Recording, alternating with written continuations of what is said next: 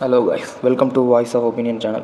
இன்றைக்கி நம்ம சேனலில் 90s கிட்ஸோட ஒரு ஃபேவரட்டான ஒரு பொருள் அதாங்க சைக்கிள். அதை பற்றி பார்ப்போங்க வாங்க.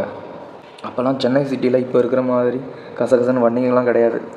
ரோடுங்க கொஞ்சம் காலியாக இருக்கும். ஆனால் நம்ம வீட்டு வாசலில் மட்டும் எப்போ பார்த்தாலும் ஒரு ஏக்கம் காற்றுல பறந்துக்கிட்டே இருக்கும். அதுதாங்க அந்த சைக்கிள் ஏக்கம். புதுமை பித்தம் பாணியில் சொல்லணுன்னா, மனுஷனோட மிகப்பெரிய துயரம் வந்து பசி இல்லை.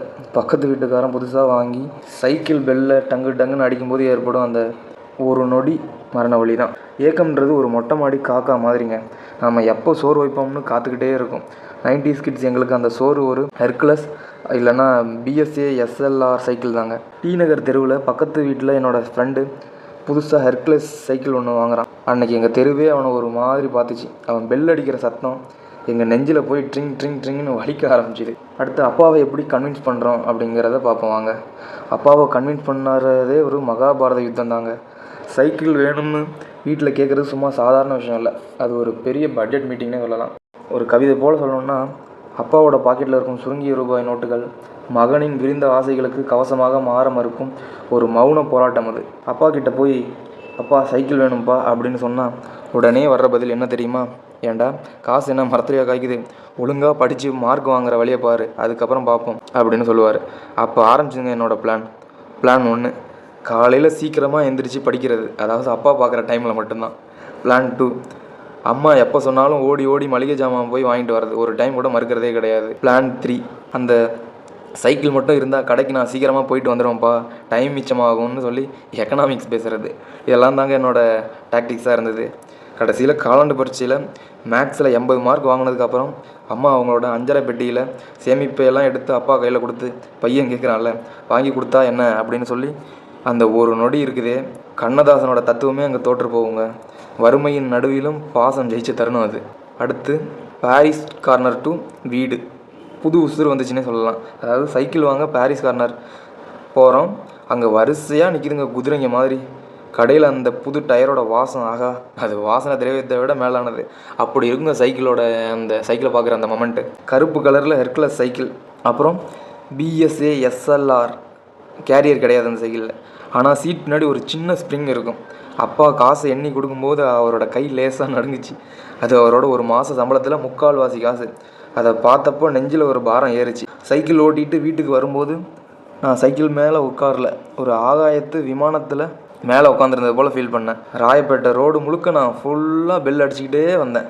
அடுத்தது கற்றுக்கிட்ட காயமும் கொண்டாடின நட்பும். சைக்கிள் வாங்கியாச்சு, ஆனால் ஓட்ட தெரியணுமே, அதுக்கு ஒரு கேங் இருக்கும். டேய் மச்சான் பின்னாடி பிடிச்சிக்கோடா, விட்டுறாதடா, டேய் நான் பிடிச்சிக்கிறேன்டா, நீ தைரியமாக மிதிடா அப்படின்னு சொல்கிறான்.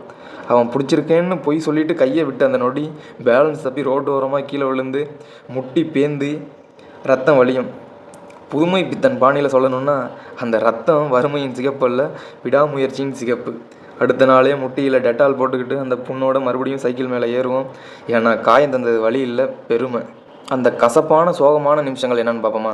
சைக்கிள் வெறும் இரும்பு இல்லைங்க, அது நம்மளோட கூடவே வாழ்ந்த ஒரு ஜீவன்னே சொல்லலாம். ஒரு நாள் ஃப்ரெண்ட்ஸ் கூட பீச்சுக்கு போயிட்டு வரும்போது அந்த சைக்கிள் செயின் வந்து போச்சு. கையில் காசு இல்லை, தள்ளிக்கிட்டே மயிலாப்பூர்லேருந்து மந்தவெளி வரைக்கும் நடந்தோம். அப்பா திட்டுவாரோன்ற பயம் ஒரு பக்கம், நம்ம வண்டிக்கு உடம்பு முடியாமல் போயிடுச்சு அப்படின்னு கவலை ஒரு பக்கம். அதை விட கொடுமை, காலாண்டு பரீட்சையில் மார்க் கம்மியாக வாங்கினா அப்பா சைக்கிள் சாவியை பிடுங்கி பூட்டி வச்சுருவார். அந்த சைக்கிள் முத்தத்தில் தூசி படிஞ்சு நிற்கும்போது அதை பார்க்குறப்ப நெஞ்சு வலிக்கும். அது ஒரு இனம் புரியாத சோகம். வைரமுத்துவோட பாணியில் சொல்லணுன்னா, சிறகுகள் பூட்டிய பறவையை கூண்டில் அடைச்சி விட்டு வானத்தின் அழகை பாடி என்ன பயன், அது போல தாங்க அந்த மொமெண்ட் இருக்கும். காலமாற்றமும் பிரியா விடையும். நாட்கள் ஓடிச்சு, ஸ்கூல் முடிஞ்சு காலேஜ் போனோம், அப்புறம் வேலை கிடச்சிது, பைக் வாங்கினேன், கார் வாங்கினேன். ஆனால் அந்த பழைய ஹெர்குலஸ் சைக்கிள் மட்டும் வீட்டு புழக்கடை ஓரமாக இரும்பு துருப்பிடிச்சி நின்றுட்டு இருந்துச்சு. ஒரு நாள் வீட்டை காலி பண்ணும்போது பழைய இரும்பு கடையிலேருந்து அந்த சைக்கிளை எடை போட்டு எடுத்துகிட்டு போகிறதுக்காக கடைக்காரங்கிட்ட அப்பா பேசினார். என்னப்பா இந்த வண்டிக்கு ஒரு 100 ரூபாய் தேருமான்னு கேட்டார். அவன் அந்த சைக்கிளை இழுத்துட்டு போகும்போது அதோட பெல் சத்தம் கடைசியாக ஒரு தடவை டக்குன்னு கேட்டுச்சு. என் சின்ன வயசு ஏக்கம், என் ஃப்ரெண்ட்ஸு, என் அப்பாவோட வியர்வை எல்லாமே அந்த 100 ரூபாய்க்கு விற்றுட்டு போகிற மாதிரி ஒரு ஃபீலிங்கு. இந்த இடத்துல ஒரு கண்ணதாசனோட ஃபீலிங்கில் சொல்லணுன்னா, வந்ததெல்லாம் போகும், போனதெல்லாம் வரும். ஆனால் அந்த 90s காலத்து சைக்கிள் மேலே நாம் வச்ச காதலும் அந்த முட்டி காயமும் வாழ்க்கையில் இன்னொரு டைம் வரவே வராதுங்க. சென்னையின் சிமெண்ட் காடுகளுக்கு நடுவே இப்போ எத்தனையோ சொகுசு கார்லாம் போகலாம். ஆனால் அன்னைக்கு ஒரு 5.5 பெட்டி காசில் அப்பாவோட வேர்வையில் வாங்கின அந்த 2 சக்கரத்துக்கு கிடைச்ச மரியாதையும் அதனால் கிடைச்ச சந்தோஷமும் இந்த உலகத்தில் வேறு எதுலேயுமே கிடைக்கலங்க. அதுதான் 90s கிட்ஸ் வச்சுருந்த உண்மையான உசுறு. இந்த ஸ்டோரி உங்களுக்கு பிடிச்சிருந்தது அப்படின்னா மறக்காமல் சப்ஸ்கிரைப் பண்ணுங்கள். இந்த ஸ்டோரி உங்களோட 90s கிட்ஸ் மெமரியை கொண்டு வந்ததுன்னா மறக்காமல் சப்ஸ்கிரைப் பண்ணுங்கள். நன்றி, வணக்கம் மக்களே.